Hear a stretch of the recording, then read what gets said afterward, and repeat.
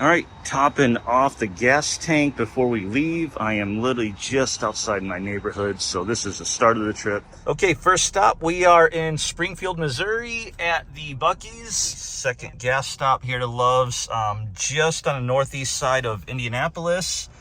A while back, I did a one-year review video with this 2023 Jeep Grand Cherokee Limited. Now, one of the things I covered in that vid was the actual mileage I was getting. And if you saw that vid, then you know it was pretty bad. After almost 8,000 miles driven, I only got an average of 16.78 miles per gallon. Now, even though I did have some explanations for why it was so low, I still got quite a few comments about the mileage. So at the time, this Jeep had only seen city driving in an area with horrible infrastructure, causing a lot of idle time. Now at that point, I didn't expect the mileage to really improve all that much, mainly because the construction around here is still years away from completion, and I wasn't really planning on taking this thing out on any type of long road trips. Which brings us to this vid. Recently, something came up where I needed to get back to Detroit. Now, instead of flying up from Dallas, though, I thought this would be a perfect opportunity to actually test out this Jeep on a long road trip. And that's because it was just going to be just me and my mom, whereas normally it's my entire family going on road trips, and my Ram truck is just way more spacious and comfortable for that, which we'll get into a little bit later too. So I packed up the Jeep with what you'd expect for two people going on a 5-day road trip to take. Then I topped off the gas tank to start it at full, reset all my gauges, and hit the road for 1,200 miles, starting in Texas and going through Oklahoma, Missouri, Illinois, Indiana, a little bit of Ohio, and finally into Detroit, Michigan. Now, for this test, I wanted it to be realistic for the average person. And what I mean by that is I didn't set out on this trip thinking I would do everything humanly possible I could to get the absolute best mileage possible. Because, let's face it, most people don't drive in the most fuel efficient way. So I drove the same way I would if I wasn't doing this test. I'd stay somewhere around the speed limit, use cruise control on long stretches when my knees needed a little bit of a break, passed people up when they were going slow, and accelerated normally when I needed. And if I needed to get in it to pass somebody, I did so. So while I wasn't the slowest person on the road, I wasn't the fastest either. I mean, there were stretches I would keep up with the leader, if you know what I mean. But eventually, I always fell back, and I would never be the absolute fastest on the road, and always go in the speed limit. So with that, let's go over the numbers and go over kind of a review update, and more specifically, what I think of this Jeep for long road trips. So, quick summary of the trip. I started out with a full tank of gas, drove 1,163 miles to Detroit with only one overnight stop at a hotel that was right off the freeway exit, then drove just under 100 miles around town for a few days, after which another 1,160 miles to get back home to Dallas, with the return trip actually going straight through, and then finally topping off the gas tank to put it right back to where it was when I started. That way, we're making our calculations on only the actual gas used. Now, about that 100 miles of city driving in the middle there, I never hit any traffic. It was really smooth sailing, fast roads, so I doubt the mileage was that bad, and honestly, I don't think it would have been enough to make any type of significant impact on this test anyway. So that said, I've got two sets of numbers for you. First, the overall mileage for the entire road trip, start to finish, and then second, I actually broke out just the return trip portion, which I'll explain why I kind of did that when we get to that part of it. So final numbers for the entire trip, I drove 2,423 miles using 101.08 gallons of 87 octane regular unleaded gas, costing me about exactly $290.71. Now that calculates out to an actual 23.971 miles per gallon. Which, by the way, the trip gauge for the entire trip was showing 24.0. So I was actually a little bit surprised with how accurate that gauge was compared to, say, the gauge in my Ram truck. Now for the second part.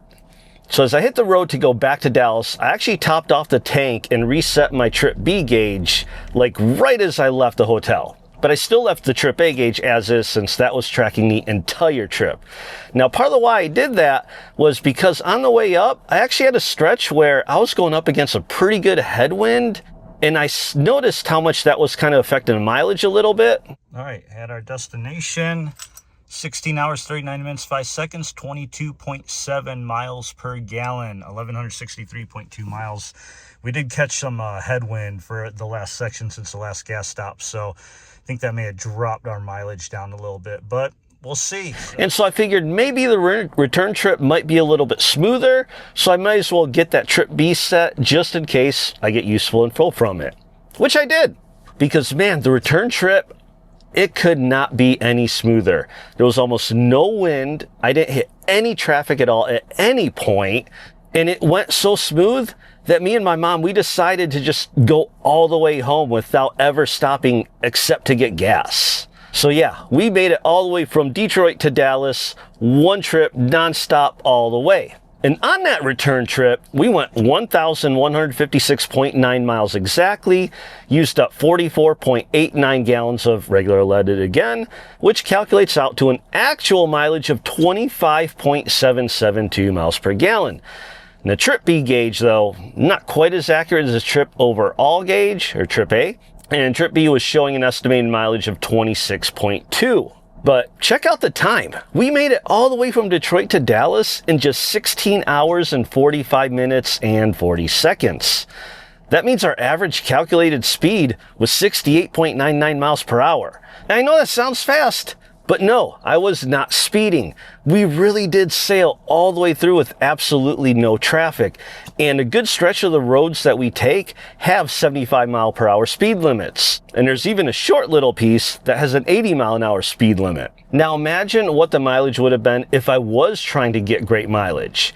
I mean, had I just set the cruise control for 60, maybe 65 max, regardless of how high the speed limit was, I probably would have blown away the EPA numbers that are on the window sticker. But here we are driving like the average person would and still hitting the upper part of the range versus in my 1 year review vid where I didn't even achieve the bottom number. And that's part of the reason why I wanted to do this, to show, or at least hopefully verify, that the horrible numbers I got before were because of the environment I was driving in versus being something wrong with the Jeep itself, which it seems so many of you took it as. Now, another thing I want to talk about now that we got the data out of the way is what I think about using this Jeep for road trips.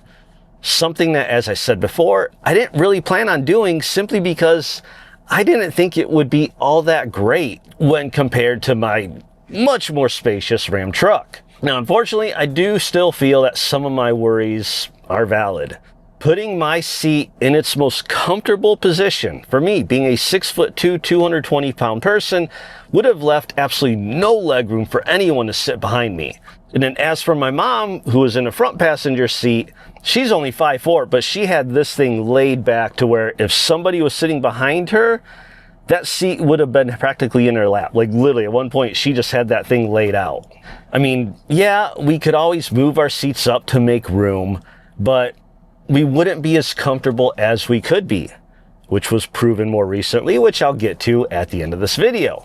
Now remember though, this is my wife's Jeep, not mine. So this was by far the most time I've spent in this Jeep. The actual ride itself, as far as the suspension goes, was, I mean, as smooth as can be, smoother than my Ram. Now talking about the seats again, the seat itself, specifically the bottom cushion I'm sitting on right now, it's honestly not the most comfortable I've sat in. And it's not something I notice on short trips, but after spending hours and hours and hours straight sitting in it, I was starting to feel a bit sore. And I had to kind of readjust quite a bit. And towards the end, I mean, I just couldn't wait to get out of this seat. Now, just for reference, because some of you are like, well, duh, you were in it for 16 hours. I'll say this, I've spent longer stretches of time in most of the Ram trucks I've owned, my Dodge Challenger, my old Avenger, an old Chrysler Sebring. And in all those vehicles, I took trips where I sat in them for 16 hours. Heck, there were a couple Rams when I lived in New Mexico. I did a straight 24-hour trip in one sitting. And I will tell you right now, I would choose the seats in all my other vehicles all day long over the seats in this Jeep. And most of those vehicles just were your base cloth seats. Now in this Jeep, it is the Luxury Tech Group 2, so it does have the Capri leatherette seats. And with that Luxury Tech Group, it actually comes with ventilated seats. And I will admit, this is the first vehicle I've ever had with ventilated seats. So I don't know if maybe like all the mechanisms in these seats for the heater, the adjusters of ventilation, maybe has something to do with how firm that cushion is. But it is what it is. Now, I might as well get the rest of the bad out of the way now too, because back in my 1-year review vid, I talked about the glitches in the UConnect and the electronics. Well, I'm happy to say none of those glitches ever popped up on this trip. Everything worked as it should.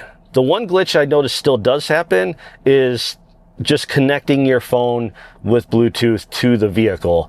But I never really used it, so I didn't run into that issue. But I will say I have an iPhone, and I did have Apple CarPlay hooked up for quite a bit of the trip, and that actually worked perfectly. But I will say I do have one more new complaint about this UConnect, and that is the physical screen itself. And I don't know if this happens in other vehicles, but I will say this. In this Jeep, driving all day, this screen gets ridiculously hot. Like, physically hot. And so I had Waze up through Apple CarPlay showing on the screen. So it was pretty much always the Waze map up there. And there were a couple times where I kind of want to zoom in or something, like going through St. Louis. And I'll tell you, I just about burnt my fingertips touching it. I mean, it was enough that even after I stopped touching the screen, my fingers were like burning for several minutes after. But that's pretty much it as far as the bad goes. I mean, mechanically, this Jeep is, and so far always has been, great. I've had absolutely no issues there. Even said that in my first one year review vid. And I think the 3.6 liter Pentastar is a great engine. I mean, I had one in my old 2012 Avenger, and that thing still purred like a kitten with over 130,000 miles on it. Not to mention the fact that I think Chrysler has made like 15 million of them at least. I know they hit 10 million half a decade ago, and they're still using that engine. So to wrap this up, this Jeep isn't as bad as my 1-year review made it sound to be, and a lot of you took it as. Now, it's not perfect, and I still would rather take my Ram on a road trip than this, but it's been an overall reliable car. I still probably wouldn't get one again, but that's mostly because of other more superficial, nitpicky reasons, not because of anything horrible with the car itself. Now, last thing I want to talk about, because I had mentioned how this Jeep would not be a good road trip for more than 2 people, well, since that Detroit trip, we actually took another trip to Florida. And this time, I had my wife and daughter and my mom in a car. We all went on a big family vacation, decided to take the Jeep out, and yeah, all my concerns completely validated. Because my daughter was behind me, so luckily I had to move my seat up a little bit, but not too bad because she's 10. And then my mom sat behind my wife, and she had to have her seat up pretty far too. In fact, we were just driving yesterday, and we had just got back from this trip a week ago. And yesterday she was like, oh my gosh, it's so nice to sit in this passenger seat, having it back all the way. And she said she basically fell. I mean, she wasn't physically in the dash, but she said it almost felt like she was in a dash to make sure that my mom had room behind her. So yeah. Grand Cherokee, if it's 2 adults in the front and smaller kids in the back, you'll probably be okay. Still wouldn't be as comfortable as you possibly could be, but you'd probably be okay. Add an adult in the back, it's not that great for very long road trips. For short trips, fine. Really long road trips, it gets uncomfortable quick. So yeah, so after this Florida trip we just took, we are never taking this Jeep on another road trip again if it involves another adult in the back seat. And honestly, even with my daughter back there, like I said, I still had to move my seat up a little bit. So this Jeep is probably going to be more like a second choice road trip vehicle, and my Ram is always going to be number 1. It just, all that extra room you get in a crew cab truck, or say if you had like a large SUV, maybe a Wagoneer or something like that, you just can't beat that for a long road trip. And I know not everybody takes trips where they're driving in a car for 12 hours straight, but we do. We do it all the time. So with that, I hope this video is informative. I hope you got something out of it. As always, like, comment, subscribe, all that good stuff. And I'll see you on the road.